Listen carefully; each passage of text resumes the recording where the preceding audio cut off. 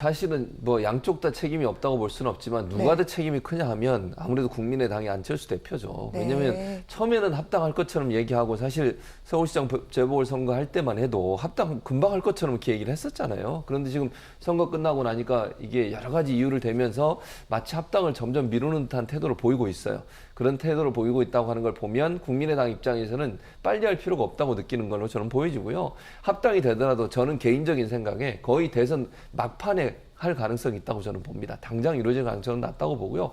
지금 이제 국민의힘도 보면 점점 이 합당이 빨리는 안 되겠구나 이런 정도의 정리 가닥이 잡히는 것 같아요. 그러니까 국민의힘은 사실 뭐 자체적 의원총회에서 합당하는 걸로 결의를 했잖아요. 그런데 국민의당이 적극적으로 나오지 않으니까 이 이슈 계속 얘기해봐야 도움이 안 된다고 판단한 것 같고 당대표 그다음에 원내대표 선거에 좀 더 집중하는 모양새로 갈 거라고 보여지고요.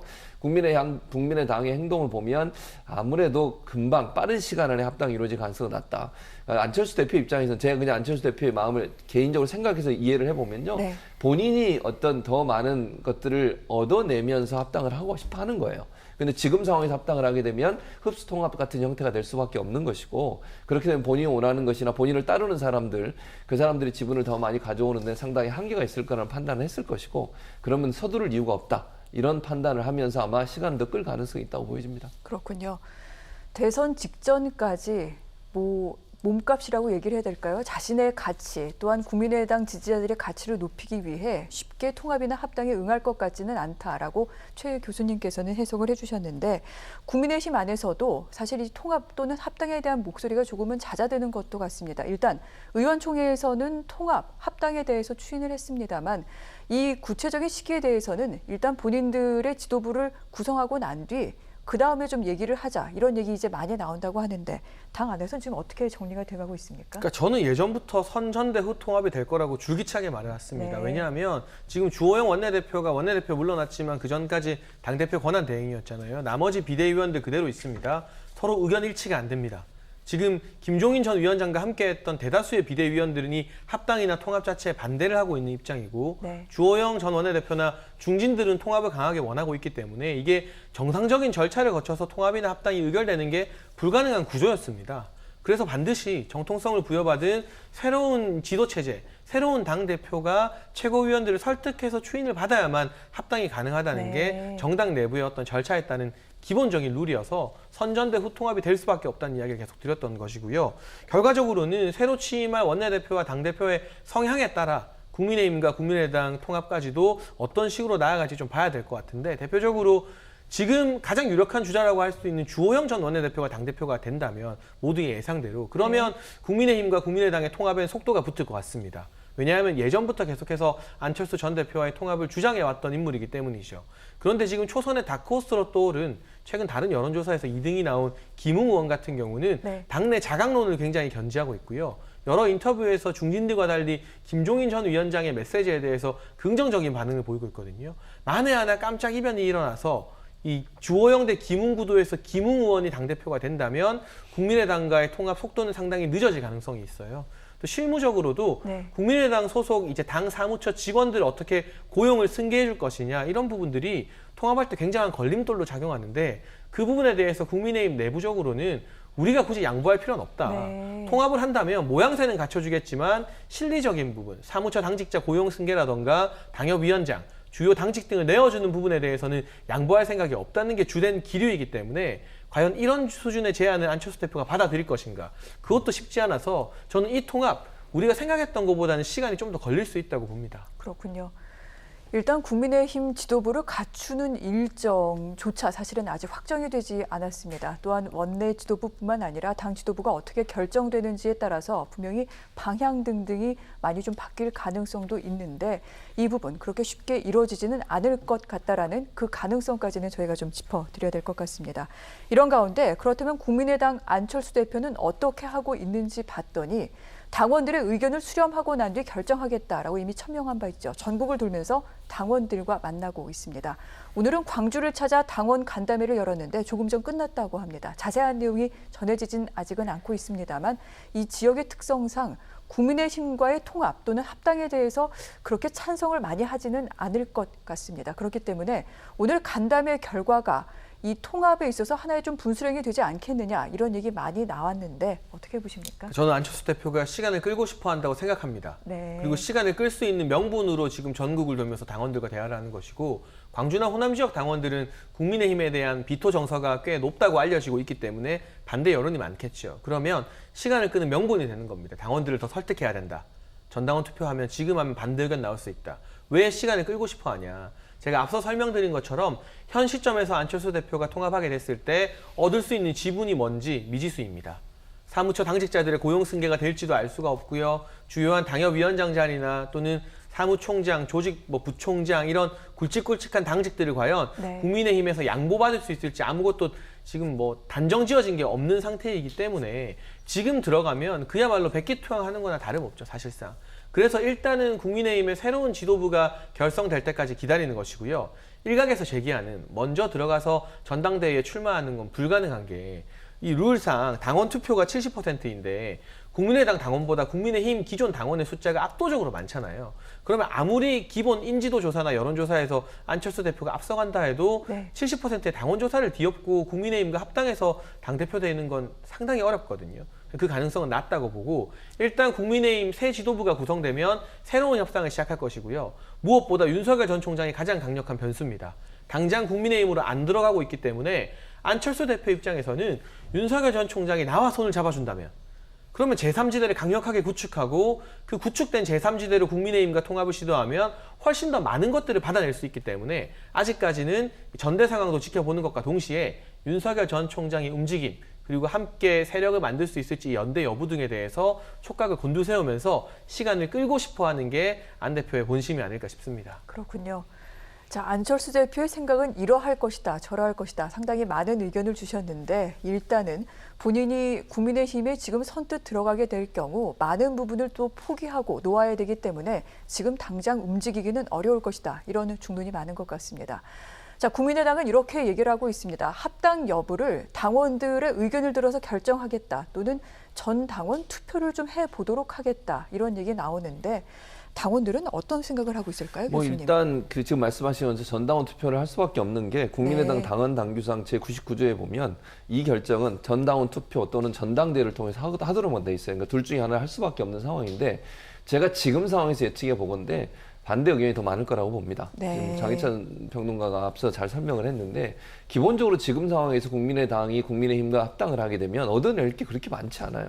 그러니까 그야말로 흡수 통합이 될 가능성이 있고 지금 국민의당의 안철수 대표와 함께 하고 있는 많은 지역 위원장이든 사무처 직원들은 이분들 같은 경우에 들어가서 본인들이 얻어낼 수 있는 게 없다고 하면 좋아하겠습니까? 제가 볼 때 절대로 좋아하지 않습니다. 그렇다고 하면 과연 국민의당에 있는 이 당직자들 또는 지역위원장들 같은 경우에는 반대 의견이 더 많을 수밖에 없어요. 확실하게 뭔가 받아낸다고 한 약속이 없는 한 빠른 시간 안에 합당을 하는 것을 추진하거나 동의해줄 가능성이 저는 낮다고 봅니다. 국민의당의 그런 어떤 여론 이런 부분들을 안철수 대표가 저는 이용하고 있다고 봐요.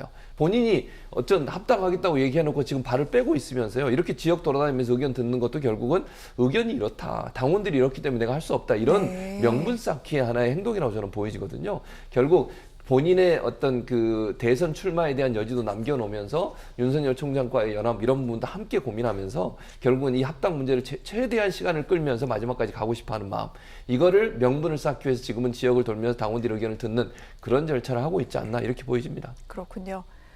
자, 그렇다면 안철수 대표의 생각은 무엇일까요? 바로 얼마 전 언론 인터뷰를 가졌는데 이 내용으로 좀 가늠할 수 있지 않을까 싶습니다.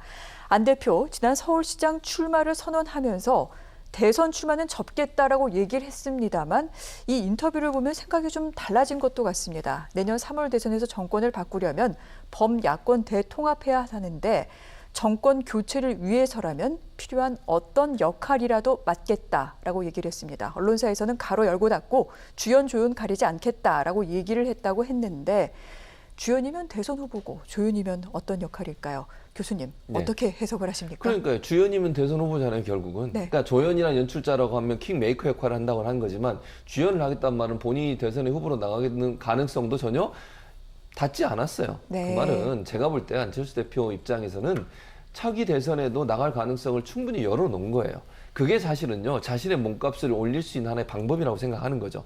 지금 만약 국민의힘에 들어가면, 물론 국민의힘에 들어가서 본인이 후보가 될 가능성이 전혀 없다고 볼 수는 없겠죠. 그러나 가능성이 저는 상당히 낮다고 봅니다. 지금 상황에서. 그런 상황이라고 하면 본인이 밖에 있으면서 제3세력이라고 하는 세력들을 규합하고 어떤 마지막에 예컨대 지금 이번에 그 서울시장 재보선 선거처럼요, 단일화하게 되면 본인의 몸값은 계속 올라가는 거예요. 그게 어찌 보면 국민의힘에 들어가서 본인이 대선 후보 되는 것보다 단일화 경선을 통해서 본인이 또 대선 후보로 될 수 있는 가능성이 더 높다고 판단했다고 저는 보여집니다. 그렇기 때문에 지금 안철수 대표의 생각은, 저 인터뷰만 근거로 말씀을 드리면 대선 후보로서 나서는 것을 전혀 닿지 않았다. 그러니까 그건 아예 안 하겠다라고 얘기하지 않았다는 거예요. 그러니까 서울시장 재보궐선거 전에 했던 말과 지금의 말이 달라졌다고 저는 보고요. 앞으로도 대선 후보로서의 잠재성을 계속 얘기하면서 본인의 몸값을 올리고 네. 정치적 영향력을 강화하는 쪽으로 갈 가능성이 있다. 물론 그게 본인이 원하는 대로 될지 안 될지는 지켜봐야 되겠습니다만, 그런 과정을 통해서 계속 가능성을 열어놓고 말을 던짐으로써 나중에 제3지대에서 만약에 뭐 윤석열 전 총장이나 다른 후보들과의 연합을 하게 되면 그 중심을 쓰려고 노력을 할 것이고요. 그걸 통해서 그걸 발판으로 본인이 대선 후보로 나설 수 있는 입지를 마련하는 쪽으로 그렇게 방향을 잡고 가지 않을까 그렇게 예상이 됩니다. 그렇군요.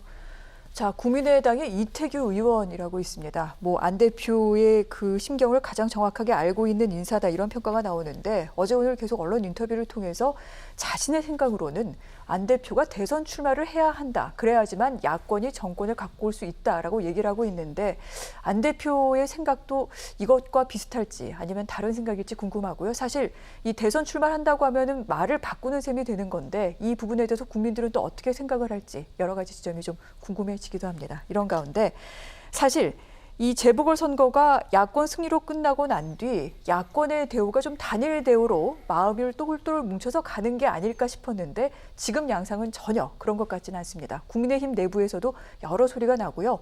국민의힘 내 외부에 있는 또 사람들도 상당히 많은 말을 보태기도 합니다. 김종인 비대위원장도 있고요. 또 이재호 고문이라던가 뭐 여러 가지 말들을 많이 하기도 하는데, 이같이 국민의힘, 국민의당, 또 한편에서는 윤석열 전 총장과 또 금태섭 전 의원이 여러 가지 얘기를 또 하는 부분에 대해서 언론이 보도하고 있기도 합니다. 어떻게 손을 잡고 어떻게 동맹을 맺게 될까요? 평론가님. 네, 이전에 말씀해 주신 이태규 의원 이야기 잠깐만 하고 넘어가면요. 사실 이태규 의원이 이번에 안철수 대표를 잘 보좌했으면 안 대표가 서울시장이 됐었어야죠. 물론 훌륭한 이 전략가인 건 인정합니다만, 참모나 전략가는 계속해서 선거가 있어야만 존재 가치를 증명받을 수 있습니다. 그런데 안철수 대표 정도 되는 이제 리더의 후보군에 있는 사람은요, 매 선거마다 나가지 않아도 돼요. 때로는 쉬어가는 시간도 필요합니다. 자신을 돌아보고 새롭게 세력을 만드는. 저는 안철수 대표에게 남은 날이 훨씬 더 많다고 보기 때문에 본인이 한번 내뱉은 말을 지키는 원칙을 보여주면서 차기나 차차기를 충분히 도모할 수 있지 않겠는가. 그런데 주변에서 자꾸 이번에 안 나가면 안 됩니다, 나가야 됩니다, 이렇게 서두르라고 말하는 조언이 진짜 안철수 대표 자신을 위한 조언인지, 아니면 본인의 존재 가치를 인정받기 위한 참모형 정치인들을 위한 조언인지 안철수 대표가 한번 잘 고민하셨으면 좋겠다는 조언을 이 자리에 빌려서 드리고 싶고요. 네. 야권의 합종 영향과 관련해서 결정적인 변수는 결국 윤석열 총장입니다. 그런데 제가 처음 생각했던 것보다 윤석열 총장의 정치 무대 등판이 조금 늦어질 것 같습니다. 왜냐하면 국민의힘 상황이 너무나 지금 파열음이 많이 나는 쪽으로 번지고 있거든요. 예를 들어서 주호영 전 원내대표가 당대표가 되고 국민의힘의 중진들의 헤게모니를 장악하게 되면, 어제 서병수 의원이 국회 본회의에서 탄핵 잘못된 거다 이런 말 했던 것처럼 국민의힘이 소위 말하는 다시 기득권, 올드한 보수당으로 돌아갈 수 있어요. 그러면 윤석열 전 총장은 그런 국민의힘에는 몸을 담기 힘들어지죠. 그럼 밖에서 김종인 전 위원장이나 금태섭 전 의원 또는 안철수 대표 등과 뭔가를 도모할 가능성이 커지는 거고, 혹은 김웅 의원이 대표가 되어서 좀 개혁적인 드라이브를 걸거나, 또는 단일 지도 체제가 아니라 지금 집단 지도 체제 이야기도 나오는데, 그렇게 되면 당대표 한 사람이 아니라 최고위원들이 거의 다 준 당대표가 되어서 권한을 분산하는 제도거든요. 이 제도로 전당대회가 치러지면 대표는 주호영 의원이 되어도 김웅, 이준석, 하태경 이런 좀 개혁적인 이미지의 정치인들이 최고위원으로서 영향력을 발휘하게 되면 국민의힘이 좀 더 젊은 사람 친화적으로 갈 가능성이 높습니다. 네. 그러면 이 시간을 보고 있다가 굳이 김종인 전 위원장보다는 이 정도면 내가 국민의힘 들어가도 되겠다, 이 선택을 할 확률이 높아요. 결과적으로 윤석열 전 총장의 움직임은 전대 이후에 국민의힘이 어떤 방향으로 개혁 노선으로 나아가느냐 또는 과거 회기 노선으로 나아가느냐 그 두 갈래의 움직임을 보고 나서 선택할 가능성이 높고요. 그 이전까지 윤 전 총장이 움직이지 않는다면 네. 그 외에 부수적인 야권의 움직임은 사실상 뭐 크게 중요한 의미는 없다고 생각을 합니다.